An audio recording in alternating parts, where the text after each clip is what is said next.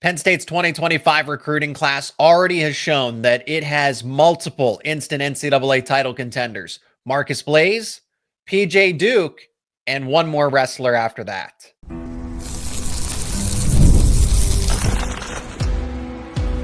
You are Locked On Nittany Lions, your daily podcast on the Penn State Nittany Lions. Part of the Locked On Podcast Network, your team every day. You are locked on to Penn State Wrestling and the Nittany Lion Wrestling Club. As always, thank you so much for making Locked On Nittany Lions your first listen and watch every single day. My name is Zach Seyko, and I'm your host of the #1 Penn State sports podcast out there. I'm also a credentialed media member for Penn State football and Penn State Wrestling. Thank you to all the everydayers out there for making us a part of your routine. If you're not an everydayer, become one. Subscribe to the YouTube channel and wherever you get your podcasts. Well, we got plenty to cover after the World Team Trials are now in the books. We know the matches for Final X, but we're going to focus on this final day of the trials. Controversy with Starocci and Dake. Did the referees, did the judges get the call right?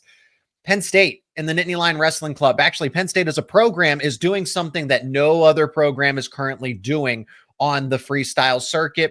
We got to begin with this 2025 recruiting class as PJ Duke, Marcus Blaze just add more credence, more proof that they are ready to contribute right away if the opportunity I think does present itself more clearly to a Marcus Blaze.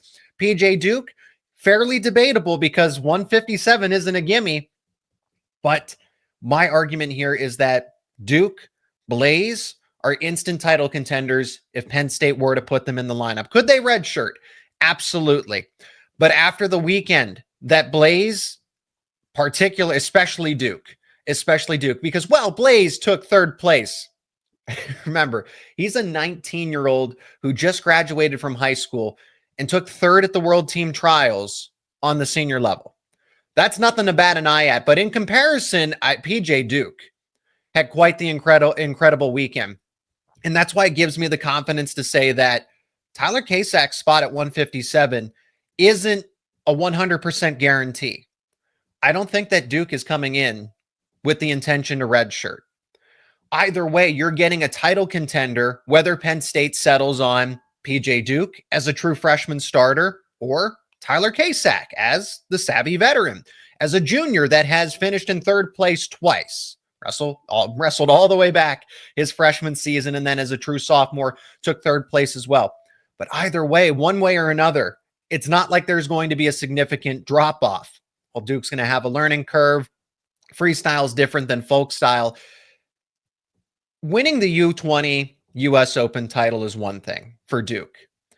I understand this observation. If I'm coming away with that judgment and say, well, he's wrestling comparable competition, but to bump up to the senior level and to defeat not one, but two reigning, defending NCAA champions, both from Nebraska, conveniently enough, in Antrell Taylor and Ridge Lovett.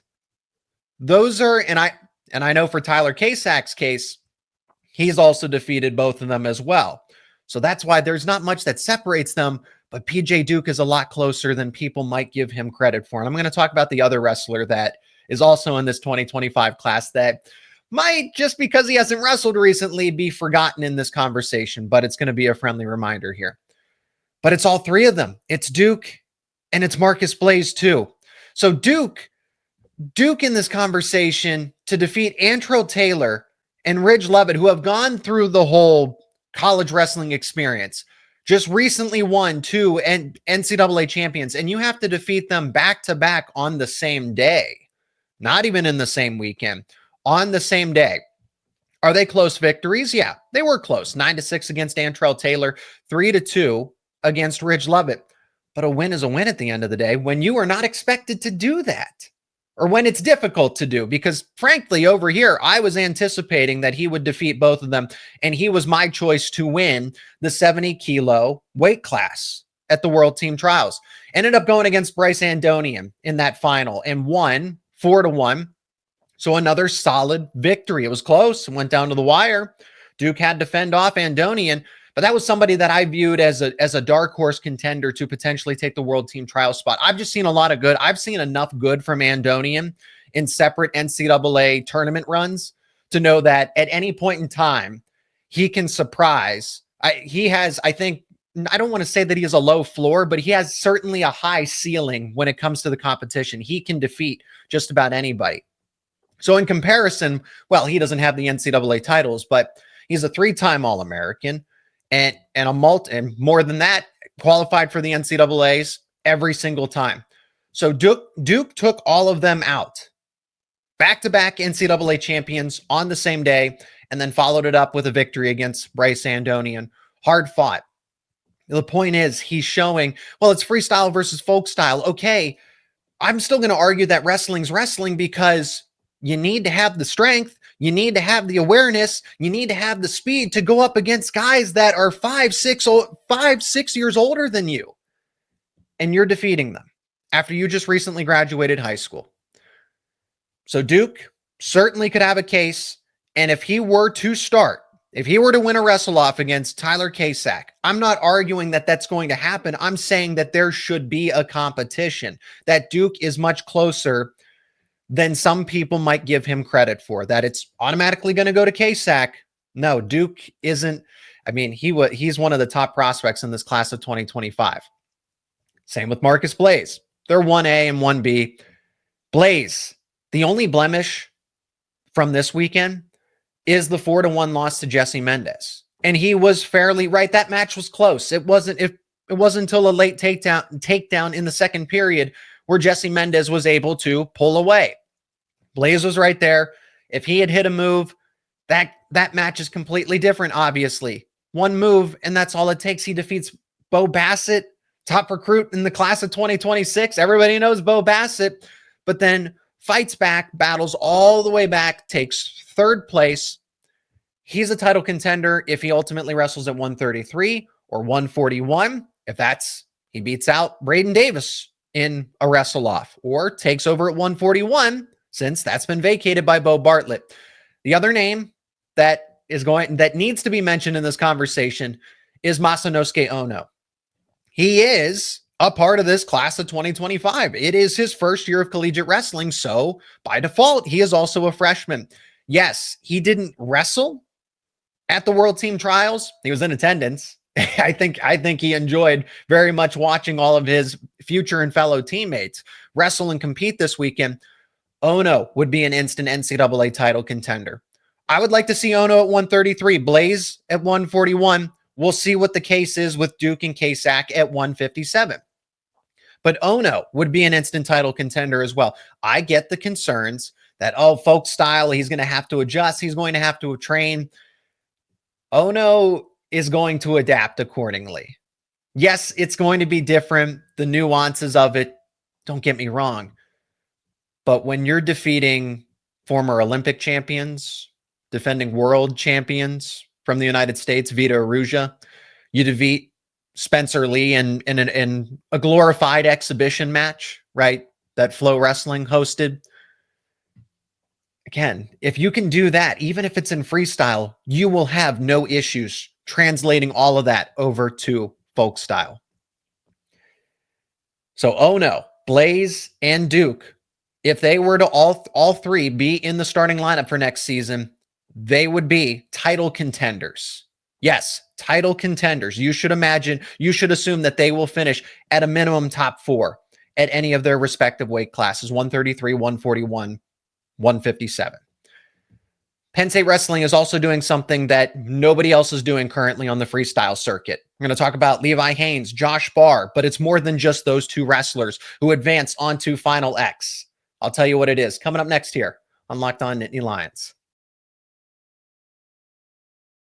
This episode is brought to you by Game Time. There's nothing like the NBA playoffs. The intensity, the buzzer beaters, fans losing their minds. It's the kind of atmosphere that you must experience live, and this year's matchups are already delivering. If you want in, Game Time makes it fast, easy to get seats, even for the biggest playoff games. And get this, prices on the app actually will drop. Yes, they will go down as it gets closer to tip-off. And with killer last-minute deals, panoramic seat views, no surprise fees, Game Time is a total game changer.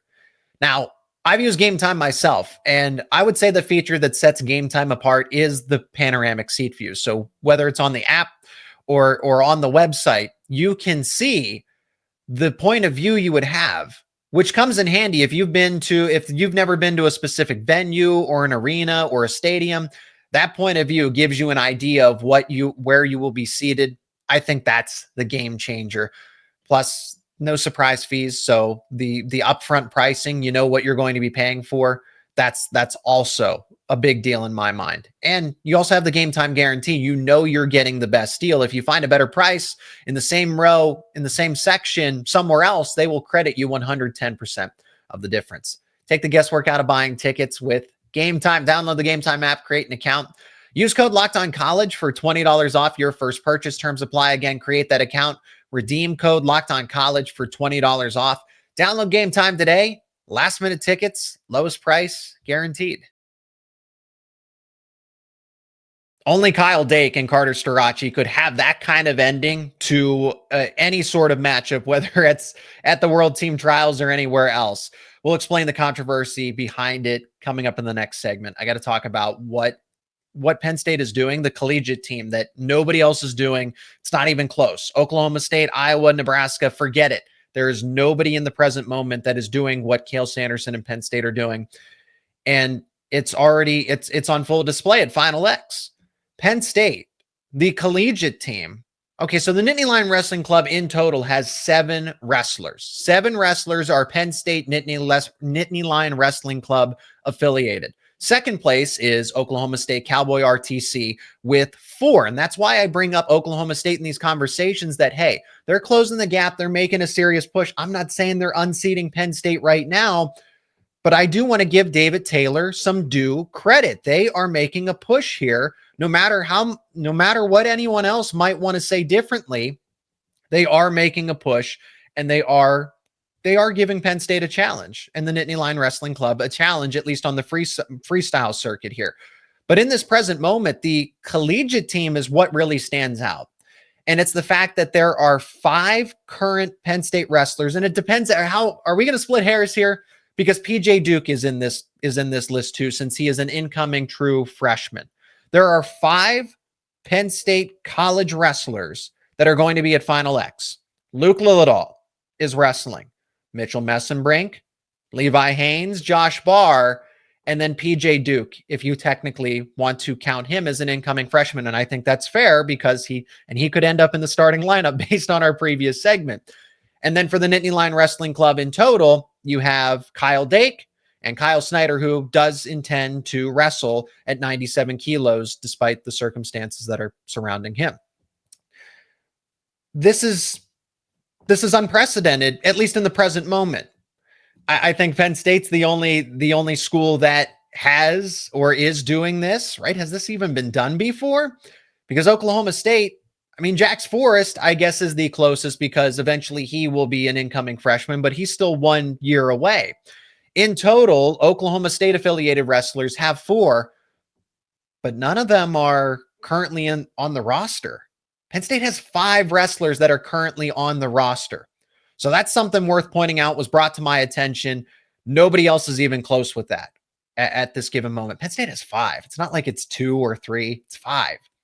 Now let's talk about Levi Haines and Josh Barr, because, yeah, they went through the World Team Trials to get to this point and at Final X. Hey, Levi Haines made me eat my words. I have no shame in that. The difference truly was that freestyle actually helped Levi Haines, and I made the wrong assessment that I don't know that it would, because the issues that Haines were running into were attacks on his feet. But man, do I enjoy watching Dean Hamiti and Levi Haines scrap. He won 10-2. That was a very convincing victory. And it was more than just close one. Hey, if this went to criteria, okay, maybe that's, he gets his revenge here. But he made a statement against Dean Hamiti, proving that he was the stronger wrestler, the more savvy wrestler at the end of the day.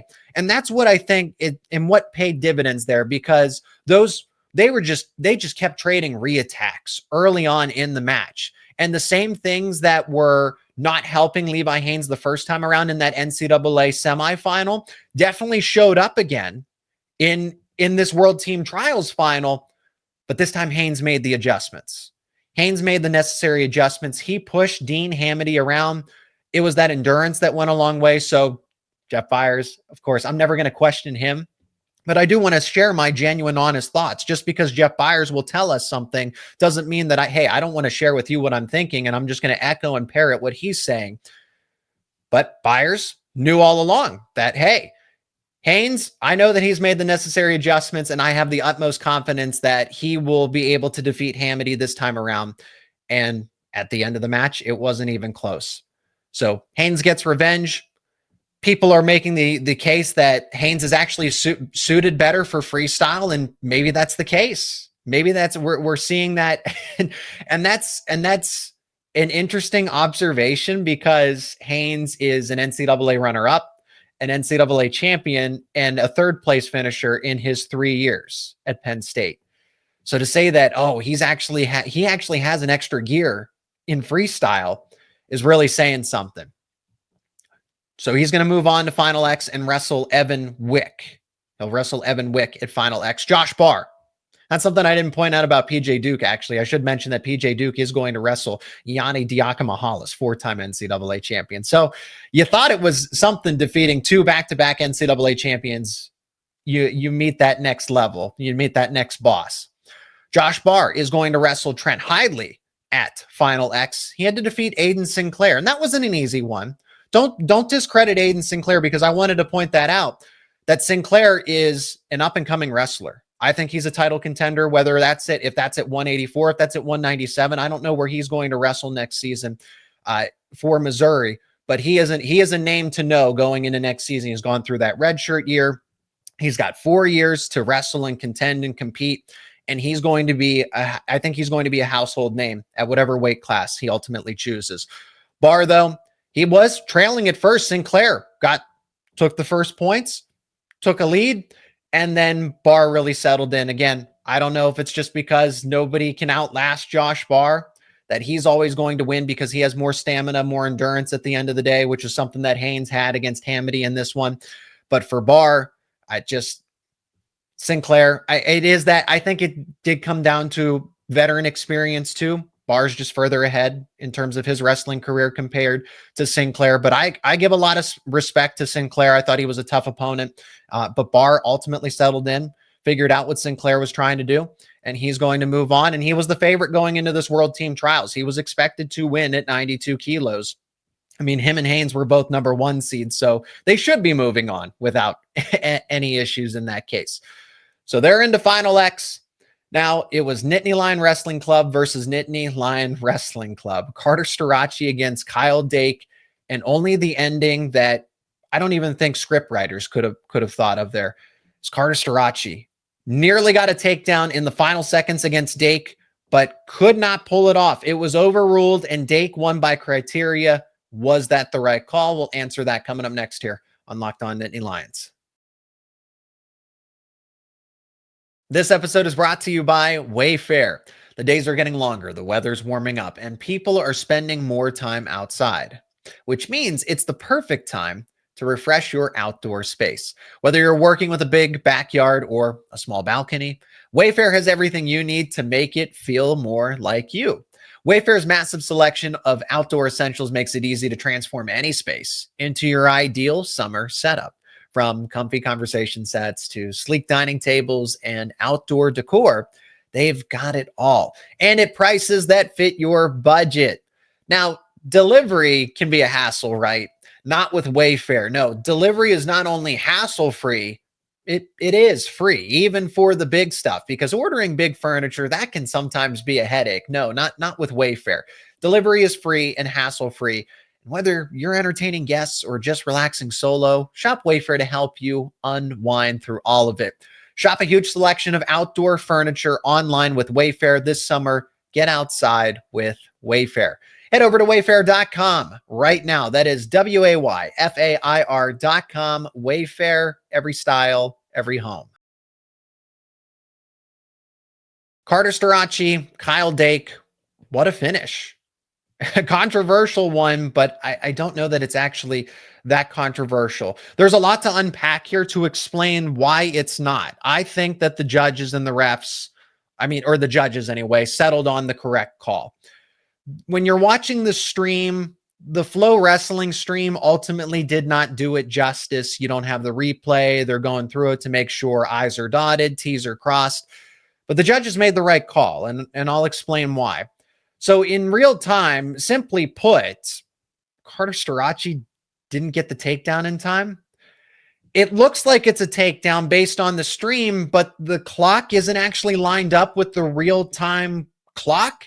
And if you watch closely, the judge at the table throws up the white paddle, waves it all off, meaning that, hey, Starocci is deep on that shot attempt, but time expired. And I didn't see exposure. I didn't see any exposure based on what we're saying is, okay, if time expired here, and this is if we're going frame by frame by frame, Dake, nothing's exposed. So Starocci, it was close. Honestly, if Starocci has 2 seconds, 3 more seconds, that's a takedown. And you're seeing Starocci get the torch, take the torch from Dake, and go and avenge the Nittany Lion Wrestling Club against Zahid Valencia instead of Dake. I think there was excitement and intrigue there. You kind of know what you're getting with Kyle Dake and Zahid Valencia. Carter Starocci is, a new face, if you will, in this. I know he's been the face of NCAA wrestling, but in terms of freestyle in the international circuit, there was certainly more interest if Carter Starocci happened to move on instead of Kyle Dake. Kyle Dake's been here for a long time. I'm not trying to say that you just throw him out just because he's been around for a long time. He earned that victory. Starocci admitted it, that it was an incredible match. Not a lot of people can take down Starocci, and Dake got that takedown.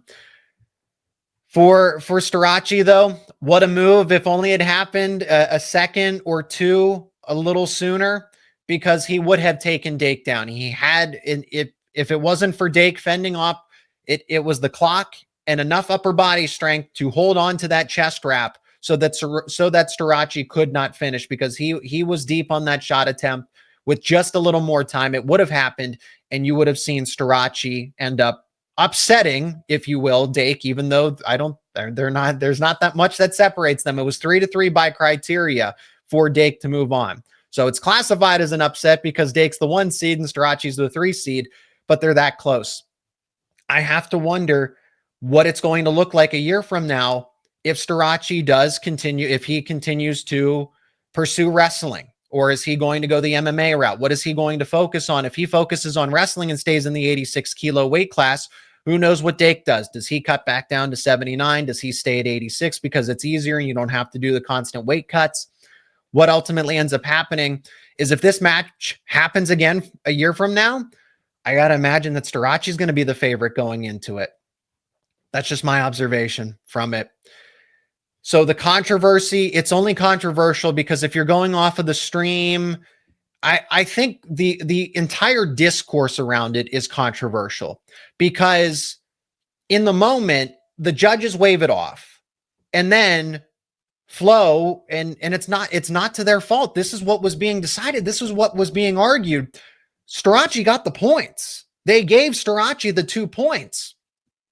And then the brick was thrown again by Dake's side, and they gave it back to Dake. They took the points away from Starocci and ultimately gave Dake the victory.